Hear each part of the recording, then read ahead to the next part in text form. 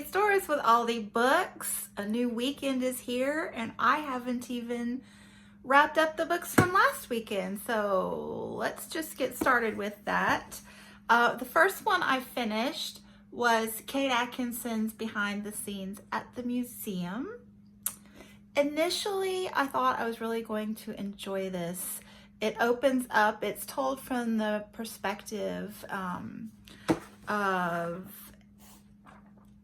a fetus. It starts out, she's still in the womb and goes through her life. It's charmingly written. The language I really enjoyed. And I enjoyed the historical hops through time. The one storyline with this girl telling the story is in the 50s and 60s, and then you also get, it's like a dual timeline.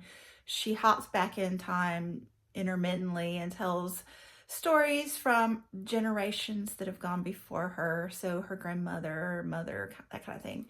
And yeah, I thought it was going to be really cool, but it just, for me, ended up being one of those books that just keeps talking about all the bad things that happen over and over and over, more and more bad stuff for no real good purpose other than that was the plot. I don't know. I ended up power skimming the second half because I just was over it. Then the rest of these are from my South African reads. I'm reading South African books in the month of January. So I picked up To My Children's Children by Sindwe Magona. This one I thoroughly enjoyed. It's a South African grandmother telling kind of her memoirs of her life, recording it for her grandchildren. It was just beautiful. So growing up in the country in South Africa as a young girl and teenager, and then life in the big city and studying to be a teacher, and then, you know, some things that happen in life and how she overcomes, and really enjoyed this one. I also then read Memoirs of a Born Free, Reflections on the New South Africa by a member of the post-apartheid generation, written by Maleka Azanya. This one is also, I would say, a memoir, also from, you know, the early years, teen years. This one was written by a 22-year-old. So, kind of, I guess, the end of college years. And I really enjoyed the first half of the book when she's, you know, giving more of a memoir of her early years. And I found the second half, when she's in, you know, university, enlightening. I just felt like her perspective wasn't very balanced. This one is really modern. So after, like, she was born right as apartheid was ending, so thus the title. And, you know, she's shedding light on the fact that just because apartheid is over doesn't mean racism is over, and doesn't mean that the new ruling party is doing everything right, which are valid, totally valid points. But I just felt like it wasn't really balanced. And, you know, I'm reading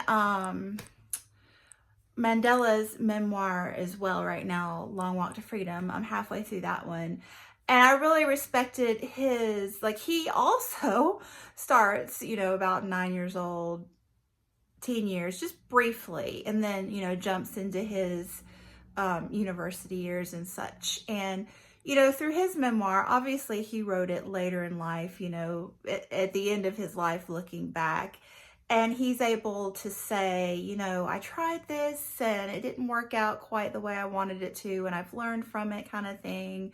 So that's neat. So, I mean, this is really neat too. But yeah, just, I had a grain of salt with that one. And then, finish this one. Whoa. J.M. Coetzee's Disgrace. This one is Like, this is not a book that you would pick up and seek to be entertained and, you know, wanted to be an enjoyable novel. Yeah, no. This one is meant to be an allegory of post-apartheid South Africa. And wow, it is just deeply symbolic. There's not much in it that doesn't, you know, isn't an overlay of something underneath from the South African landscape in post-apartheid times. And it is just, when you make the connections, it's really, really profound. So it's a university professor who, yeah, he likes women. Well, no, he doesn't like women. He likes sex with women. And he has a couple, you know, relationships. Relationship's not quite the word I would use. But yeah, a couple of those relationships are not what he should be doing. And I don't know, just, it's something that you really, if you are into literary fiction and, you know, studied a little bit about South Africa, that's just a profound read. I can totally get why he won the Nobel Prize. Deep stuff, really deep. My favorite, though, of this crop is When Rain Clouds Gather by Bessie Head. This is just a delightful read, you know. Oh, my arm. Sorry. Oh, wow. This one is, it's a novel, a tiny novel set in Botswana, but it's a South African man who's had to flee South Africa for political reasons and ends up in Botswana. There is also an Englishman who comes over to try agricultural reforms with the local tribes. You've got a tribal chief who realizes that times are changing. You know, this is also, I mean, obviously apartheid is still in effect in this one, but it's, you know, later on in the timeline when, you know, things are starting to change a little. The tribal situation is changing. He realizes, the tribal chief, when his father passes away and he becomes chief, he realizes that it's kind of the end of that era, and he's open to that.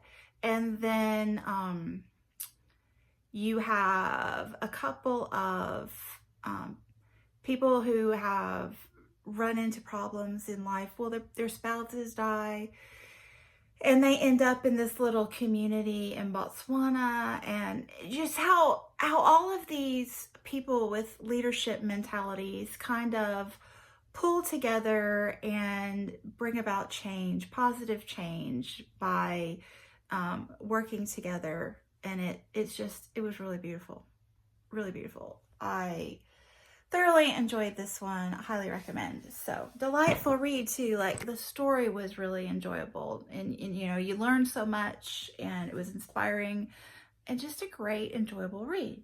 So this one, read that one. So yeah. Now I have to get ready for cozy reading night, hoping to read some really great translated literature tonight. And yeah, gotta run. Thanks so much for watching, and I'll be back soon. Bye. Oopsie.